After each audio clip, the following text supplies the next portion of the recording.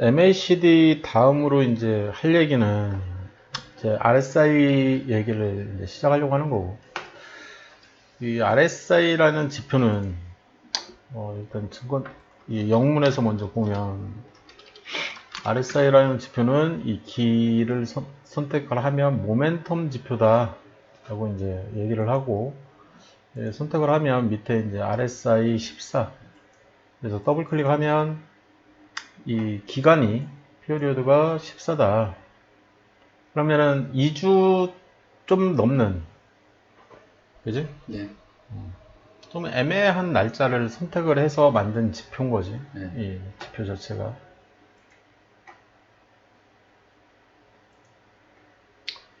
그래서 얘도 보면 1978년도에 이제 개발을 웰리스 윌더라는 양반이 이제 했다고 얘기를 하고, 산출식은 이제 일정 기간 동안 주가가 전일 가격에 비해 상승한 변화량과 하락한 변화량인 거지. 변화량에 이제 주목을 하는 거지, 이 사람은. 그래서 그것의 평균값을 구하고, 상승한 변화량이 크면, 너무 크면 이제 과매수라는 표현을 쓰고, 그 다음에 하락한 변화량이 크면 과매도라는 표현을 쓰면서 얘기를 하는 거죠.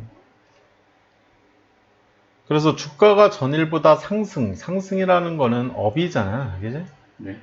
그래서 U 마크를 쓰는 거고, 전일보다 하락했다 그러면 다운이라는 표현을 쓰니까 D 마크를 쓰는 거죠. 네.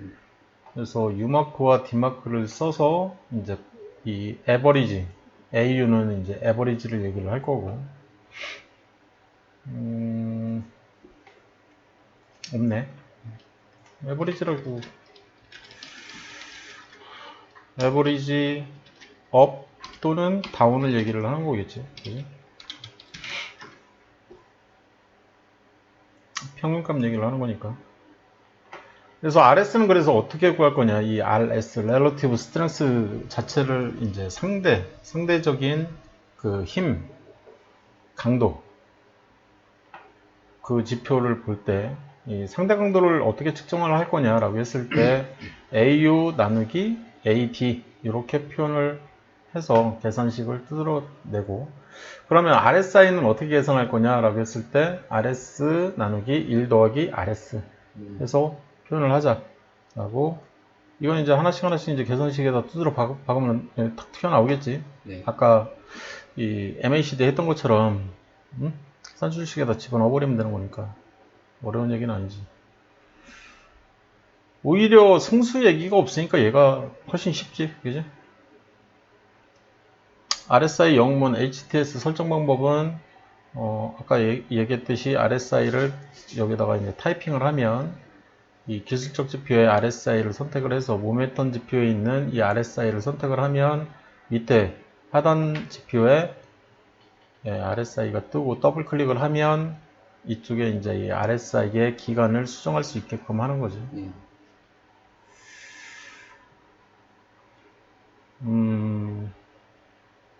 RS 자체가 여기서 얘기를 하고 싶은 게, 이 RSI를 모멘텀 지표라는 표현을 썼는데, 이 모멘텀 지표는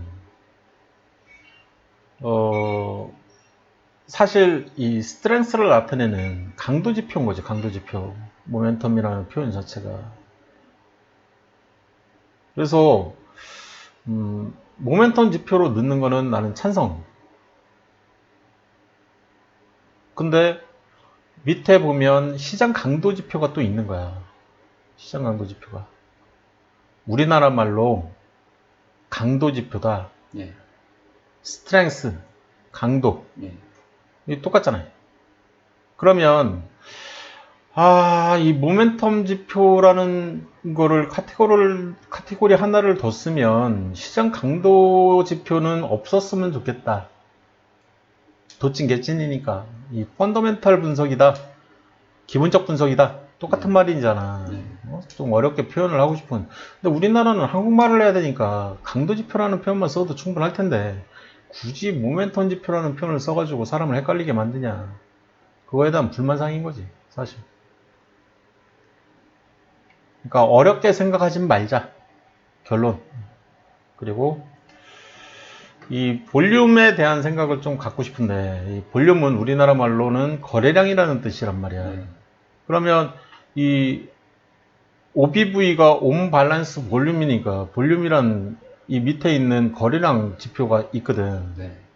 그러면 이 거래량 지표에다가 얘네들을 때려 박아야지. 왜 시장 강도 지표에다가 때려 박아가지고 사람 헷갈리게 하냐는 거지. 초보 같은 경우에는 헷갈릴 수 있다. 이해됐지? 무슨 얘기인지. 내가 하고 싶어 하는 얘기는 헷갈리게 할 만한 지표들은 자기만의 이 방식으로 다시 한번 좀 생각을 할 필요가 있다라는 거야. 이런 거. 그리고 여기서 얘기를 하고 싶은 거는 또 뭐가 있냐면, 이런 분류를 영웅마저도 제대로 못하는 것 같으니 이런 게 다 기회 아닌가? 아직도 증시는 기회가 널려 있다라는 생각을 갖게끔 만드는 거지. 정의 하나 똑바로 못하면, 분류도 제대로 못하면 기회지, 우리한테는. 우리는 제대로 할 수 있는데. MTS는 어떻게 설정을 할 거냐라고 했을 때 뭐 어려운 얘기 전혀 없으니까. 그래서 하단 지표를 봐야 되는 거지, 그지? 하단 지표를 찾을 때 이 오른쪽에 있는 아래 이 화살표 모양을 클릭을 하면 이 RSI를 하단 지표에서 찾아낼 수가 있는 거죠. 그러면 이 지표는 이것도 되게 웃겨. MTS잖아. MTS는 제약을 뜻하잖아, 보통. HTS보다는. 그지? 시그널은 9. 여기서는 지원을 해. 네. 근데 이게 되게 웃기잖아. 이게 HTS인데 얘는 네. 메모리도 졸라 빵빵하고 컴퓨터인데 네. 그럼 여기다가 그냥 지표 하나를 더 이 시그널 지표를 여기다 추가를 해도 상관은 없잖아. 네. 그리고 선도 시그널 선을 그냥 추가해도 상관은 없잖아. 네. 근데 얘는 제공을 안 해. 맞는 사람이 물론 다르겠지. 근데 왜 이런 거를 신경을 안 썼을까라는 좀 아쉬움 같은 게 좀 있는 거죠. 그러니까 제공을 좀 같이 했으면 좋겠다. HTS도 제공을 했으면 좋겠다. 그러니까 이 사람이 HTS에 RSI를 제공한 이 사람이 RSI를 공부를 했을까? 또는 이 MTS를 만든 사람이 HTS를 참고를 했을까? 지 맘대로 만든 듯한 느낌? 자기가 아는 이제 RSI를 공부해서 네. 이렇게 이제 만들어내는. 그러니까 엔지니어인 거지, 그냥 엔지니어. 주식하는 엔지니어가 아니라 그냥 할 수도 있고 안 할 수도 있는 그냥 엔지니어. 월급쟁이.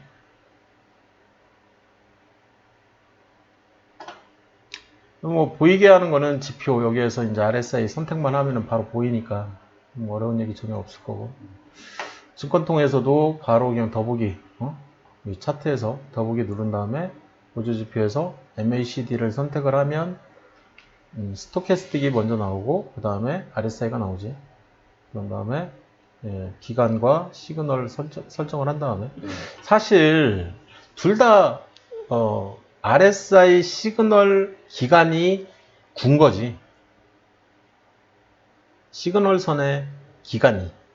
그러니까 둘 다 기간인 거지. 둘 다. 이해됐지? 무슨 얘기인지. 여기 약간 오타처럼. 차라리 이 RSI를 이 밑에다가 놓든지. RSI는 14를 쓰고 시그널은 9를 쓰는. 이해됐나? 무슨 얘기인지? 네. 내가 하고 싶은 얘기? 네. 그 다음에 기준선은 당연히 보이게 해서 위아래 이제 선 두 개를 더 그리려고 하는 거고.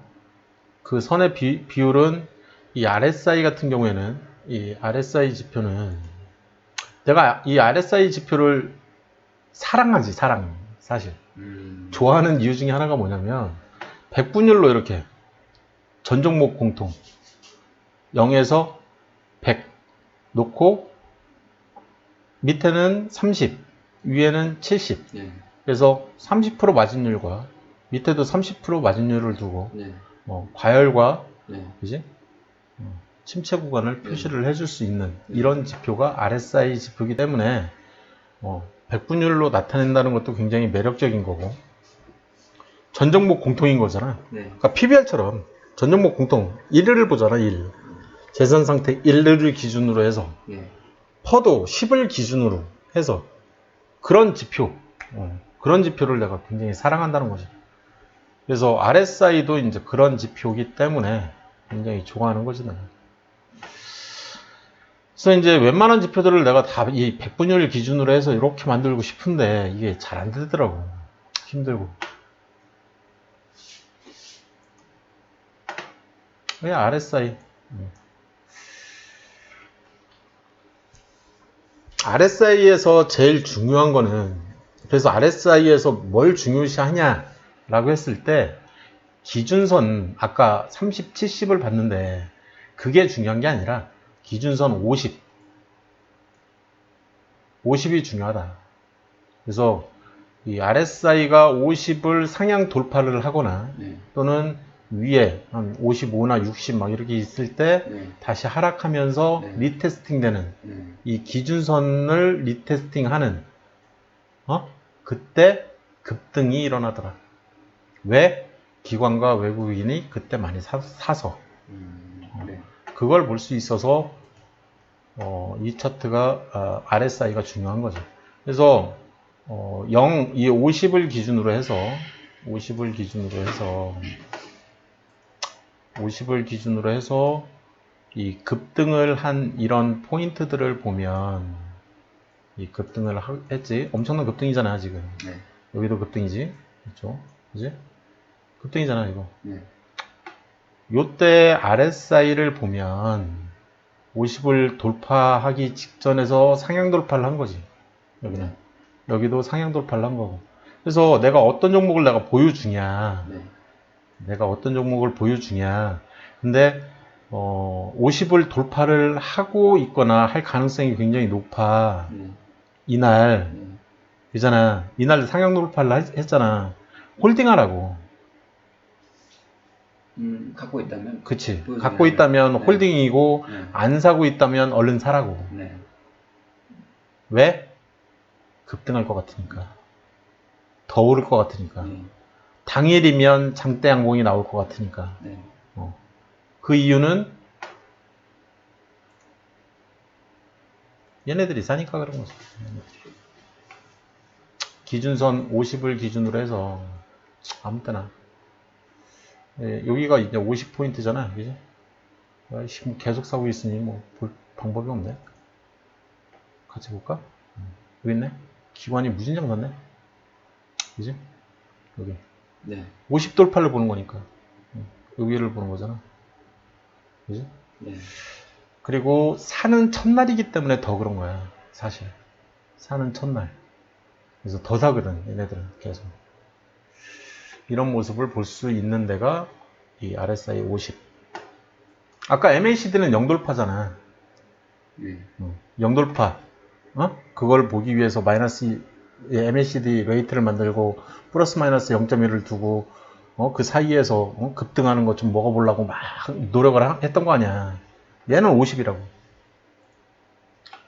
그러면 얘는 기본 전략은 뭐였냐면 이걸 만든 사람은 이걸 만든 이 사람은 웰레스 윌더 이 양반은 이 생각으로 만든 게 아니라고.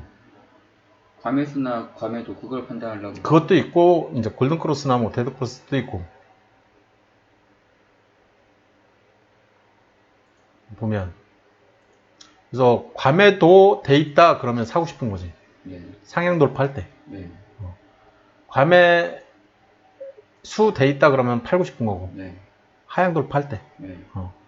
그런 기본 전략을 가지고 생각을 했던 거지. 처음에는. 근데 이게 문제인 거지. 이게. 그래서 떨어지고 하락장에서는 이게 문제인 거야. 그러니까 저 양반 생각은 이제 이때 사면 되지 않을까 이런 생각을 가졌는데 이때 사면 되지 않을까? 그래서 샀어. 여기서 또 사라네? 그래서 네. 또 사면 되지. 네. 쫄리는 거지 사실.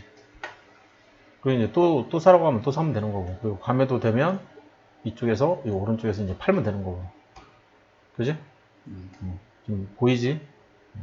그래서 매매 전략을 어떻게 가져갈지 RSI를 참고해서 해도 된다는 거지. 매매 전략만 알면 되니까. 엮여 있는 게 요런 게 엮여 있다. 이 RSI에는 나중에 한 번 더 나올 거야. 얘는 외국인 기관, 이거는 심리적 분석이잖아, 그지? RSI에 내가 지금 여기에다가 설명을 해놓고 있잖아, 이 기관 외국인. 네. 여기서 설명할 만한 내용은 아니거든.